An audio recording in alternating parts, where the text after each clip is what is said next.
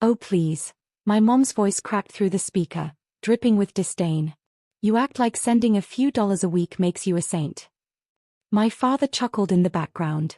Yeah, she thinks she's the family's savior now. $450 isn't a fortune, sweetheart. Don't flatter yourself. Their laughter was the kind that digs under your skin, light, casual, cruel.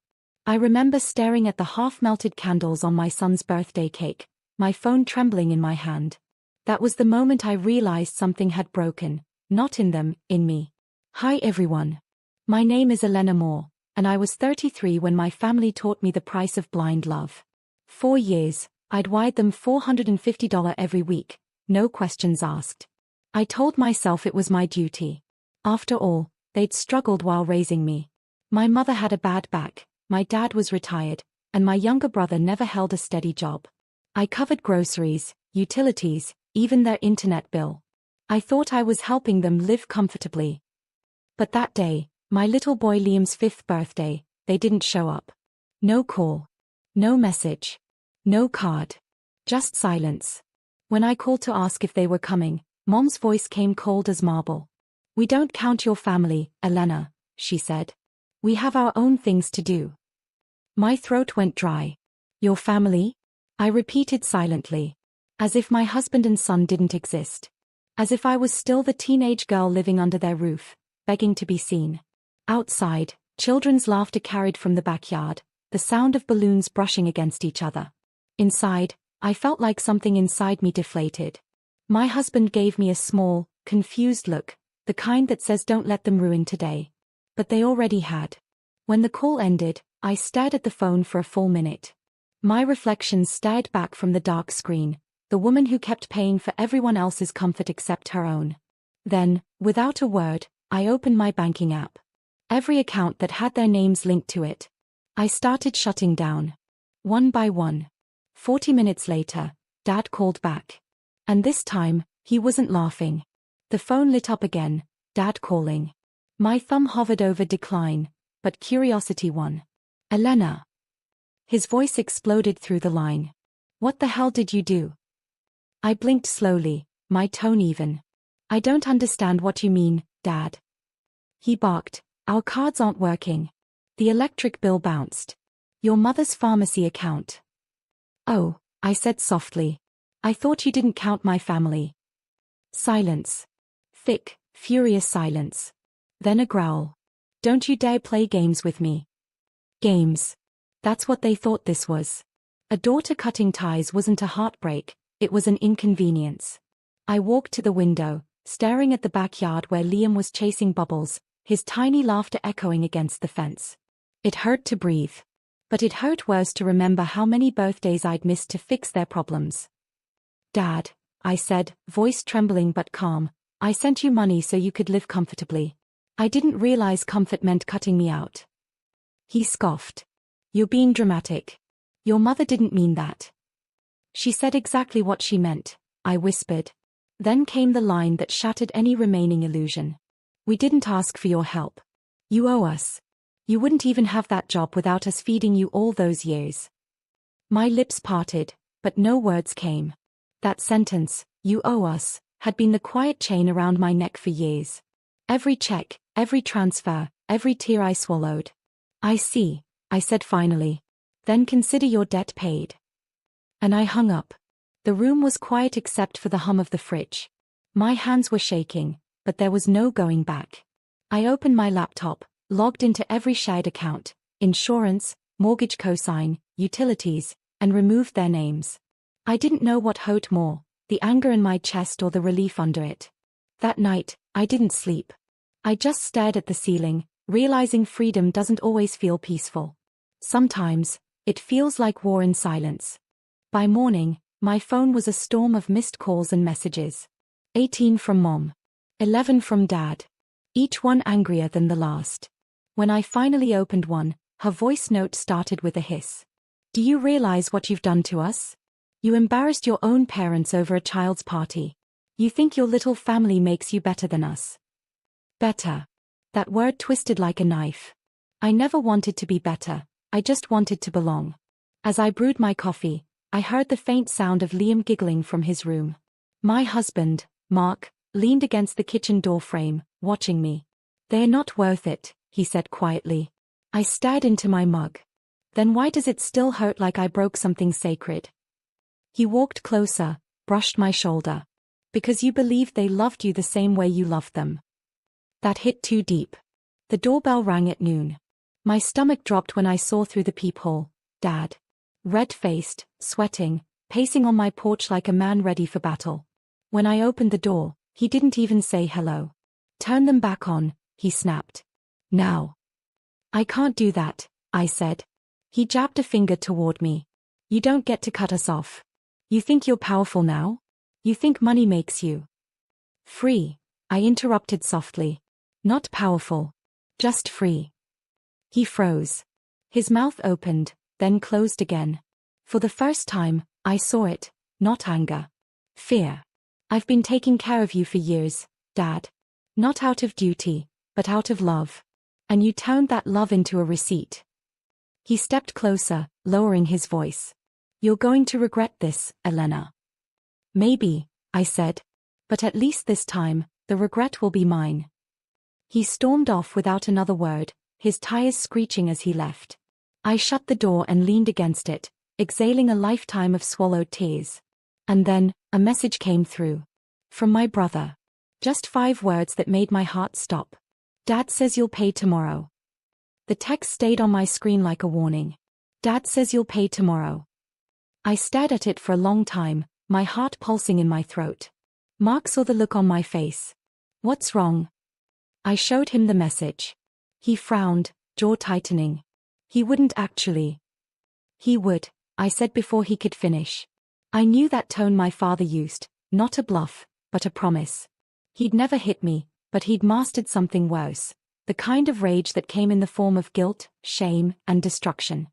That night, I barely slept. Every shadow against the window felt like an omen. My phone kept lighting up, my brother calling, then hanging up. Messages popping in rapid bursts. "You went too far. Dad's furious. You'll regret this tomorrow." Asterisk. By dawn, I made a decision.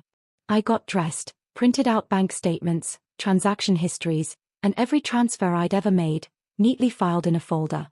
Then I opened a new account under my name only. No joint access. No family link. Mark watched silently. "You're protecting us," he said softly. "I'm protecting what's left of me," I replied. At 9:13 a.m., my doorbell rang again.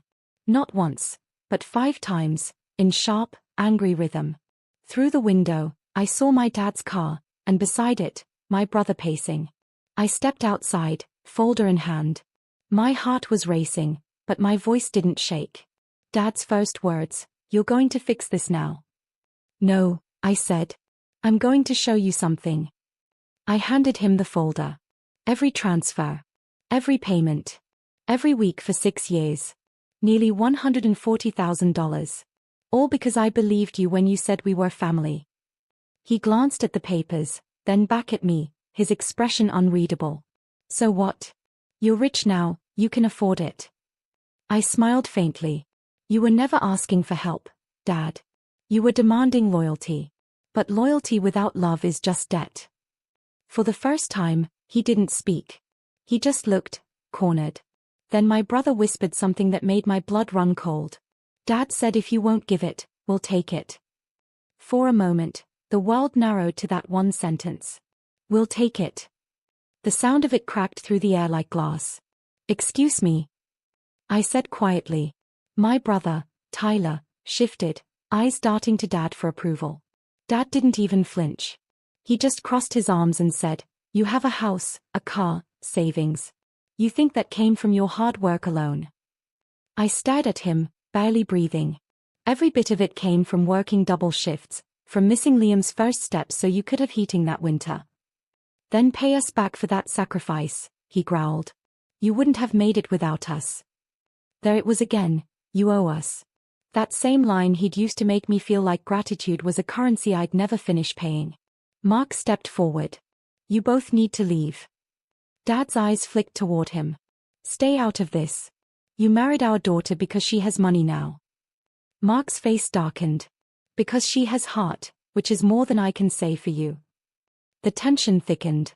For a split second, I saw the boy I used to call Dad, the man who built my swing set from scraps, who told me stories about loyalty and love. But that man had vanished years ago. I'm done being your wallet, I said softly. You've taken enough. Dad's jaw clenched. Then you'll see what happens when a daughter betrays her family. He turned, motioning for Tyler. Let's go. They left without another word, the sound of the car door slamming echoing like thunder. Inside, I felt my legs trembling. Mark locked the door and wrapped his arms around me. They won't stop, I whispered. I know, he said. But you're not alone this time. That night, I documented everything, texts, call logs, even the threats. Something inside me had shifted from fear to focus. I wasn't their daughter anymore. I was the woman they underestimated. And when Dad's next move came, I'd be ready for him. 2 days later, the storm arrived, not as a shout, but as silence. I came home from work to find our mailbox overflowing, overdue notices, a warning from the power company, and a strange letter addressed to the Mose. Inside was a printed form, a credit application. Under my name. My signature. Only, I hadn't signed it. My pulse quickened. I flipped through the pages. There were more, loans, store cards, and one ominous letter from a bank I'd never used. The handwriting in the verification section looked hauntingly familiar. Mark leaned over my shoulder. Elena, this looks like my dad, I finished, voice barely above a whisper. He'd done it before, small things. Phone contracts, credit cards for emergencies. I'd forgiven it, told myself it was just his pride. But this was different. This was theft. My phone buzzed again, a text from Tyler. You shouldn't have made him angry. I sat at the table, staring at the bills. Something inside me broke, but not the way it used to. This time, it broke clean, like glass shattering into clarity. I called the fraud department, then the police. I gave them everything, account numbers, forged forms, the threats. The officer on the line was calm, methodical. Do you have evidence of prior financial control or coercion? I exhaled slowly. 6 years of transfers. I have every receipt. Mark placed his hand on mine. You're doing the right thing, he said. Maybe. But it didn't feel like justice yet. It felt like morning. That night, I opened a new document on my laptop, titled for Liam. I wrote, one day, you'll wonder why Grandma and Grandpa disappeared. It's because love without respect turns toxic. And I refuse to let you grow up thinking pain equals loyalty. As I saved the file, my email pinged. A new message. No subject. Just one sentence inside. You think the cops will protect you? No name. No signature. But I already knew who it was. Morning sunlight cut across the kitchen table, glinting off the police report I'd printed the night before. I hadn't told my parents yet, but I didn't need to, they always found out. At 8:42 a.m., my phone buzzed. Private number. I hesitated, then answered. Congratulations, Dad's voice slithered through the line. You turned on your own blood. I turned off your access, I said evenly. There's a difference. He laughed, low, bitter. You think you can ruin us and sleep at night? You're the reason your mother's crying right now. Maybe she should have cried when she called my son a stranger, I whispered. The silence that followed wasn't empty. It was sharp, like a held knife.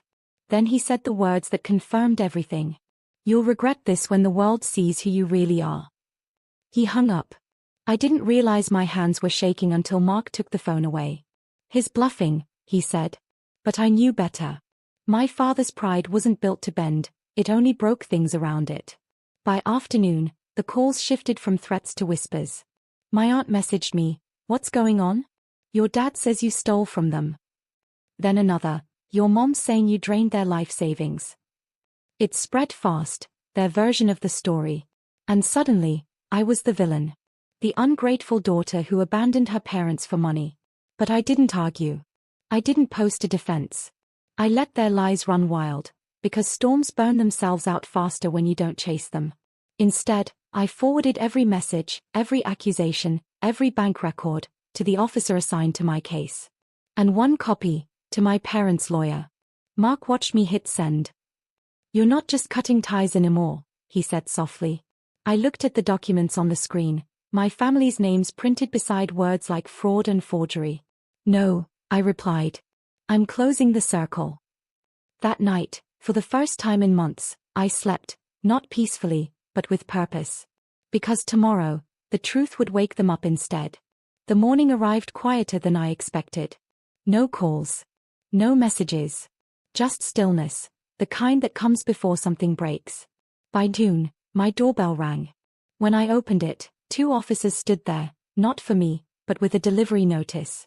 A copy of the official fraud complaint, filed in my name. They'd already visited my parents' house earlier that morning. Dad's voice message came hours later. His tone wasn't angry this time, it was hollow. You really did it, here? You called the law on your own parents. I sat at my desk, listening, my heartbeat steady. He continued, they froze our accounts, Elena. Your mother's crying again. Are you happy now? I closed my eyes, whispering to myself, not happy, just free. Later that day, the officer handling my case called to update me.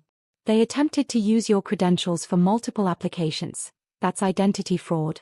But since you've kept detailed proof of transfers, you're fully protected.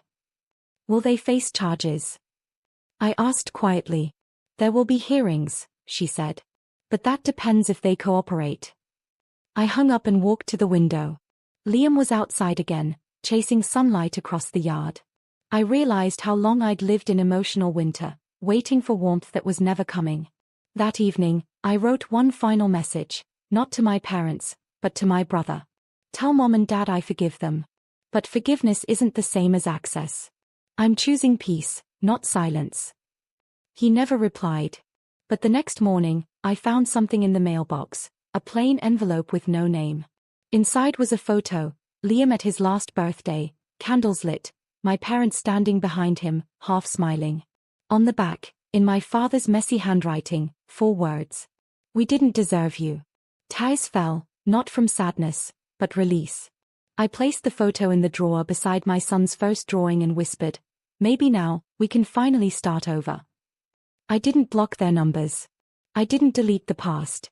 I simply stopped answering, because some stories end not with revenge, but with reclaiming your peace.